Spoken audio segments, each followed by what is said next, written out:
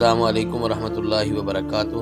انعام القرآن ٹرسٹ پاکستان بھر میں تعلیم قرآن عام کرنے کے لیے قرآن پاک سے متعلق ہر قسم کی چیز مفت فراہم کر رہا ہے۔ اللہ پاک قبول و منظور فرمائے، آمین ثم آمین۔ نحمده ونصلي ونسلم على اشرف الانبیاء والمرسلین، اما بعد فاعوذ باللہ السمیع العلیم من الشیطان الرجیم من حمزه ونفخه ونفثه وَلَقَدْ يَسَّرْنَا الْقُرْآنَ لِلذِّكْرِ فَهَلْ مِن مُدَّكِرٍ، اور یقیناً ہم نے قرآن کریم کو نصیحت حاصل کرنے والوں کے لیے بہت آسان کر دیا ہے، تو کوئی ہے جو اس سے نصیحت حاصل کرے۔ حاضرین، سامعین اور ناظرین کرام، اللہ رب العزت کے فضل و کرم سے ترجمۃ القرآن کے 40 روزہ شارٹ کورس کا آج ہم 25واں سبق پڑھ رہے ہیں۔ انعام القرآن ٹرسٹ پاکستان کے زیر اہتمام یہ دلچسپ، مختصر اور مؤثر سلسلہ الحمدللہ پوری کامیابی سے جاری ہے۔ ہمارے سبق کی ترتیب میں پہلے 2 حروف آتے ہیں، تو آج کا پہلا حرف ہے انما۔ اس کا مطلب ہے بے شک۔ اللہ رب العزت کا ارشاد گرامی ہے، فرمایا کہ قل انما انا بشر مثلکم، پیارے پیغمبر صلی اللہ علیہ وآلہ وسلم آپ ان لوگوں سے کہہ دیجئے کہ میں بھی تمہاری طرح ایک انسان ہوں۔ تمہاری طرح کا نہیں، یہ ایک بہت بڑی غلط فہمی ہے یا غلط فہمی پھیلائی جاتی ہے۔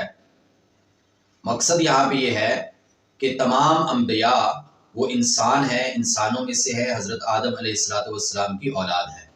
نعوذ باللہ، کوئی ادنا سے ادنا مسلمان بھی ایسا سمجھنے یا کہنے کی جرأت نہیں کر سکتا کہ پیارے پیغمبر صلی اللہ علیہ وسلم ہمارے جیسے ہیں۔ یہ بھلا کیسے ہو سکتا ہے؟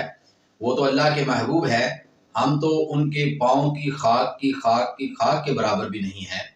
اور یہاں پہ ہمارا جو مطمع نظر ہے وہ لفظ انما ہے، جس کا مطلب ہے بے شک۔ دوسرا حرف ہے کما ارسلنا فیکم رسولا۔ اللہ رب العزت ارشاد فرماتے ہیں کہ جیسا کہ ہم نے آپ لوگوں میں ایک رسول مبعوث فرمائے ہیں، بھیجے ہیں، کما جیسا کہ، جس طرح کے۔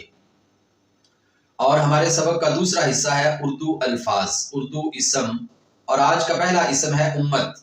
ارشاد ربانی ہے کنتم خیر امت اخرجت للناس، امت محمدیہ کو یہ اعزاز بخشا جا رہا ہے کہ تم بہترین امت ہو اور تمہیں لوگوں کی بھلائی کے لیے نکالا گیا ہے، اور تمہیں لوگوں کی بھلائی کے لیے مقرر کیا گیا ہے۔ اور یہاں پہ لفظ امت استعمال ہوا ہے جو کہ اردو اور عربی میں برابر استعمال ہوتا ہے، اور قرآن کریم میں یہ لفظ 64 بار استعمال ہوا ہے۔ آج کا دوسرا اردو اسم ہے صدقہ۔ صدقہ کرنا، خیرات کرنا، اللہ کے راستے میں کچھ خرچ کرنا، اسے صدقہ کہا جاتا ہے، اور قرآن کریم میں یہ لفظ 14 مرتبہ آیا ہے۔ ارشاد باری تعالی ہے خذ من اموالہم صدقۃ، کہ اے پیارے پیغمبر صلی اللہ علیہ وسلم ان لوگوں کے مالوں میں سے صدقہ لے لیا کریں۔ یعنی کہ جب کوئی شخص صدقہ دینا چاہتا ہے تو اس میں کوئی شخص کتنا متقی ہے، پرہیزگار ہے، یا اس کے معاملات اللہ کے ساتھ ہیں، لیکن اگر وہ اللہ کے راستے میں اللہ کے نام پہ خرچ کرنا چاہتا ہے تو اس کی حوصلہ شکنی نہیں بلکہ اس کی حوصلہ افزائی ہونی چاہیے۔ اور تیسرا اردو اسم ہے صراط۔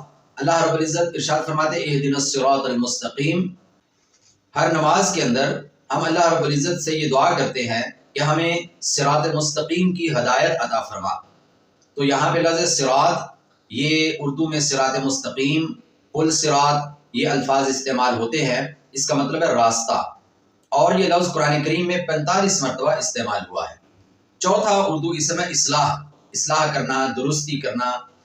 اللہ رب العزت ارشاد فرماتے ہیں ان اريد الا الاصلاح ما استطعت، کہ اللہ کے جو نبی ہیں وہ یہ ارشاد فرماتے ہیں اپنی امت سے کہ میرا ارادہ تو صرف آپ کی اصلاح ہے، جتنی میں استطاعت رکھتا ہوں اس کے مطابق میں کوشش کر رہا ہوں کہ آپ کی اصلاح ہو جائے۔ اور اصلاح کا لفظ قرآن کریم میں 7 مرتبہ استعمال ہوا ہے۔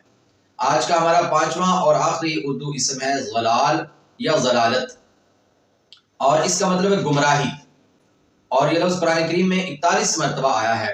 ارشاد باری تعالی ہے انی اراک وقومک فی ضلال مبین، بے شک میں تمہیں اور تمہاری قوم کو واضح گمراہی میں دیکھ رہا ہوں۔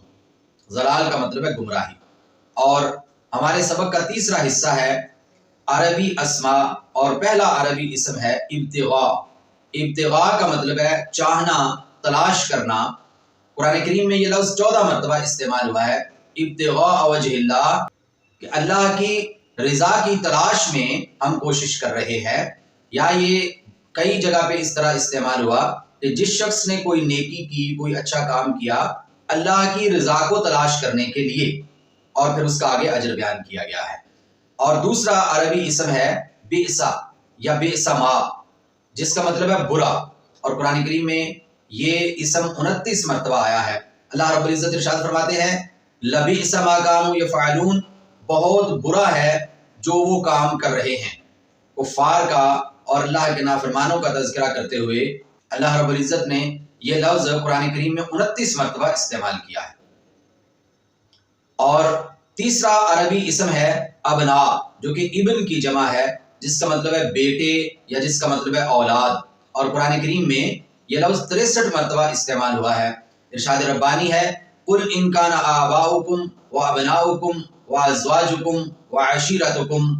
اللہ رب العزت یہاں پہ ایک بہت اہم اصول اور قاعدہ بیان کر رہے ہیں، اور وہ یہ فرمایا کہ اگر تمہارے بیٹے، تمہارے والد، تمہاری بیویاں، تمہارے رشتہ دار، تمہارے مال، تمہاری کھیتیاں اور دنیا جہان کی کوئی بھی چیز جو ہے، مادی اشیاء میں سے تمام کی تمام اشیاء، یا اس کائنات میں کوئی بھی چیز، فرمایا کہ اگر اللہ اور اس کے رسول کی نسبت آپ کے لیے زیادہ قریبی بن گئی، آپ کو زیادہ پسند آنے لگی، اور اللہ رسول اور ان کی بات کو آپ نے پیچھے چھوڑ دیا، تو پھر فرمایا کہ تم اللہ کی طرف سے آنے والے عذاب کی تیاری کر لو۔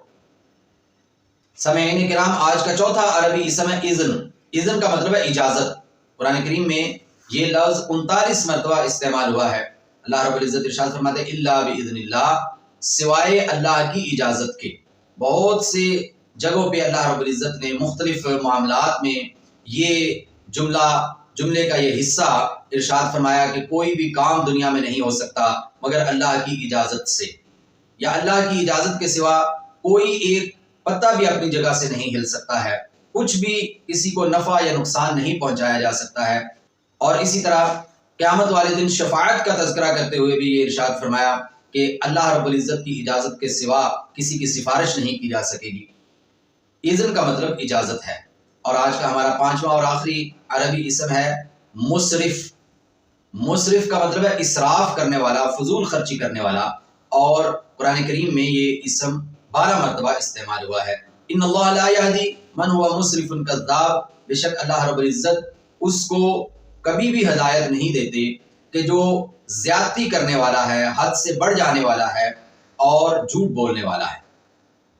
حضرات گرامی، ہمارے سبق کا آخری حصہ ہے عربی افعال، اور پہلا عربی فعل ہے وارثہ یارثو، وارث بننا، اور قرآن کریم میں یہ فعل یا اس سے بننے والے افعال جو ہیں 17 مرتبہ استعمال ہوئے ہیں۔ فرمایا تلک الجنۃ التی نورث من عبادنا من کان تقیا، فرمایا کہ یہ جو جنت ہے ہم ان لوگوں کو اس کا وارث بنائیں گے جو کہ اللہ سے ڈرنے والے ہیں۔ اور یہ فعل قرآن کریم میں 17 مرتبہ استعمال ہوا ہے۔ اور دوسرا عربی فعل ہے اقسم، اقسم یقسم، جو کہ قرآن کریم میں 20 مرتبہ استعمال ہوا ہے۔ لا اقسم بهذا البلد، لا اقسم بیوم القیامہ، اللہ فرماتے ہیں کہ میں قسم اٹھاتا ہوں اس شہر کی، اور اسی طرح فرمایا میں قسم اٹھاتا ہوں قیامت کے دن کی۔ اقسم یقسم کا مطلب ہے قسم اٹھانا۔ اور تیسرا عربی فعل ہے استجابہ، جو کہ قرآن کریم میں 28 مرتبہ آیا ہے۔ فاستجاب لهم ربهم انی لا اضیع عمل عامل منکم، فرمایا کہ پھر ان کے رب نے ان کی دعا قبول کر لی کہ بے شک میں کسی بھی عمل کرنے والے کے عمل کو ضائع نہیں کروں گا۔ استجاب یستجاب، یہ فعل قرآن کریم میں 28 مرتبہ استعمال ہوا ہے۔ اور چوتھا عربی فعل ہے استہزاء یستہزئ، اور یہ قرآن کریم میں 21 مرتبہ استعمال ہوا ہے۔ ارشاد باری تعالیٰ ہے وَلَقَدِ اسْتُهْزِئَ بِرُسُلٍ مِّن قَبْلِكَ، نبی کریم صلی اللہ علیہ وسلم کو تسلی دیتے ہوئے ارشاد فرمایا کہ آپ سے پہلے جتنے رسول آئے ان کی امتوں نے اول ان کا مذاق اڑایا، ان کا بھی مذاق اڑایا گیا تھا، ہر پیغمبر کے ساتھ یہ بدسلوکیاں ہوتی رہی ہیں۔ اور آج کا ہمارا آخری عربی فعل ہے استعجلا۔ استعجلا یستعجلو، یہ اور اس سے بننے والے افعال قرآن کریم میں 19 مرتبہ استعمال ہوئے ہیں۔ فرمایا یستعجل بها الذین لا یؤمنون بها، کہ وہ لوگ کہ جو آخرت پہ ایمان بھی نہیں رکھتے ہیں وہ اس کو جلدی طلب کر رہے ہیں۔ استعجلا کا مطلب ہے جلدی مطالبہ کرنا، جلدی طلب کرنا۔ اور یہ مشرکین مکہ نے نبی کریم صلی اللہ علیہ وسلم کے سامنے بہت دفعہ اظہار کیا کہ آپ ایک آنے والے دن کا تذکرہ کرتے ہیں جسے آپ قیامت کہتے ہیں، اگر یہ قیامت قائم ہونی ہے تو یہ کیوں قائم نہیں ہو رہی ہے؟ اور اس کا یہ مطالبہ کر رہے تھے کہ جلدی آپ اس دن کو لے آئیں۔ تو اللہ رب العزت اس کا جواب یہ ارشاد فرماتے ہیں کہ وہ لوگ جو اس پہ ایمان نہیں رکھتے وہ اس کو جلدی طلب کر رہے ہیں، لیکن اللہ کے قاعدے، اللہ کی سنتیں، اللہ کے طریقے اور اللہ نے جو چیزیں مقرر کی ہوئی ہیں وہ اپنے مقررہ وقت پہ سر انجام پانی ہیں، نہ اس سے ایک لمحہ پہلے ہو سکتا ہے، نہ اس سے ایک لمحہ کی تاخیر ہو سکتی ہے۔ اللہ اکبر! یہ قرآن کریم کا اعجاز ہے کہ یہ اپنے سمجھنے والوں کے لیے آسان بن جاتا ہے اور فَسَنُيَسِّرُهُ لِلْيُسْرَىٰ کا عملی نمونہ بن کے سامنے آتا ہے۔ اور اگر ہم آج کی ہی اس محفل پہ غور کریں تو قرآن مجید کے 17 الفاظ کے ذریعے ہم نے الحمدللہ قرآن کریم کے سینکڑوں الفاظ سیکھ لیے ہیں۔ اللہ رب العزت ہمیں اسی طرح ذوق شوق کے ساتھ قرآن کریم کو سمجھنے، پڑھنے، عمل کرنے اور پھیلانے کی توفیق عطا فرمائے۔ وما علینا الا البلاغ المبین۔